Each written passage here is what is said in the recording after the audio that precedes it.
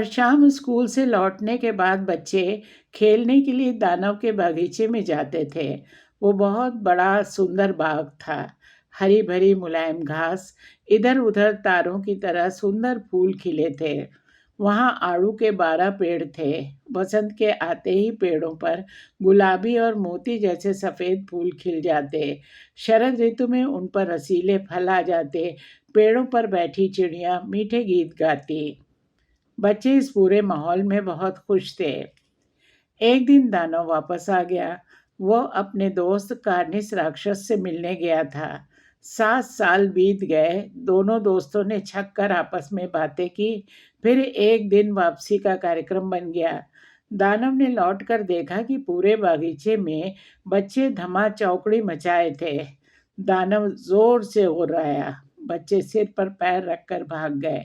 मेरा बाग मेरा अपना बाग है, इसमें मेरे अलावा कोई नहीं खेलेगा। इसके बाद उसने बाग के चारों तरफ खूब ऊंची 4 दीवारी खड़ी कर दी। एक चेतावनी भी लिखवा दी, जबरदस्ती घुसने वालों पर कार्रवाई की जाएगी। वो बहुत ही स्वार्थी दानव था। बच्चों के पास कोई खेलने की दूसरी जगह नहीं थी। बेचारे बाग के बाहर से चक्कर मारते रहते। फिर बसंत आया। सारे गांव में नन्ही कलियां खिल उठी। चिड़ियां चहचहाने लगीं। लेकिन स्वार्थी दानव के बाग में अभी भी जाड़ा पसरा हुआ था। वहाँ बच्चे नहीं थे, इसलिए चिड़ियां वहाँ गीत नहीं गाती थी। पेड़ भी फलना फूलना भूल गए। एक बार एक सुंदर फूल ने घास में से अपना सिर उठाया, लेकिन जब नोटिस देखा तो फिर से जमीन में घुसकर सो गया। अब वहाँ सिर्फ बर्फ और कोहरे का राज था। बर्फ ने अपने सफ़ेद लबादे से घास को ढक लिया। कोहरे ने सभी पेड़ों को चांदी के रंग में रंग डाला। फिर उन्होंने उत्तरी हवा को बुला लिया। उसने चिमनियों के ढक्कन उड़ा डाले।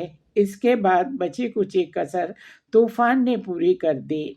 अपनी खिड़की में बैठा स्वार्थी दानव वसंत का रास्ता देखता रहता। एक रात जब वो बिस्तर पर लेटा था, उसने बड़ा मीठा संगीत सुना। एक नन्ही लिनट चिड़िया उसकी खिड़की पर बैठी गा रही थी। तूफान थम गया। एक सौंधी खुशबू फैल गई। लगता है वसंत आ गया। दानव ने उठकर बाहर झांका। बाग की दीवार के एक छेद से बच्चे अंदर घुस आए थे। वे पेड़ों की डालियों पर बैठे थे। बच्चों को वापस आया देख पेड़ बेहद खुश हुए। वे फूलों से भर गए। चिड़ियां चहचहाती हुई उड़ाने भर रही थीं। फूल हरी घास में से उगकर इधर उधर झांक रहे थे। बाग के एक कोने में अभी भी जाड़ा पसरा हुआ था। वहाँ एक छोटा बच्चा खड़ा था। उसके हाथ पेड़ की डालों तक नहीं पहुँच पा रहे थे।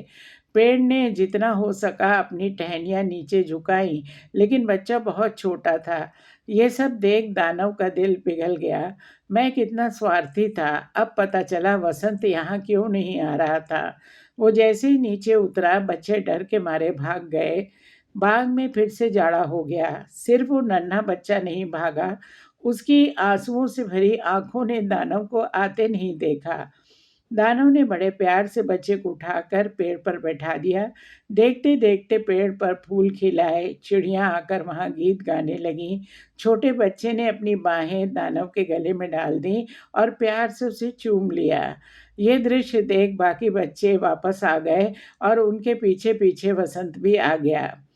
हर रोज दोपहर बाद बच्चे आकर दानव के साथ खेलते, लेकिन जिस नन्हे बच्चे का दानव को इंतजार था, वो फिर कभी दिखाई नहीं दिया। बरसों गुजर गए। अब दानव बहुत बूढ़ा और कमजोर हो गया था। अब वो खेल नहीं सकता था। एक बड़ी सी आराम कुर्सी पर बैठकर बच्चों को खेलते देखता और अपने सुंदर बाग की तारीफ करता।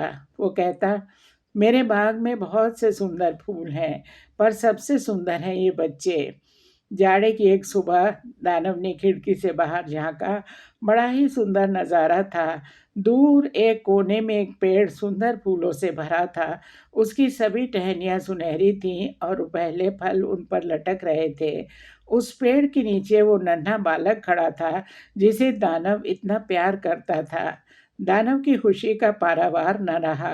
वो सीढ़ियों से दौड़ता हुआ बाग में आया। जब वो एकदम करीब पहुंच गया तो उसका चेहरा गुस्से से तमतमा उठा।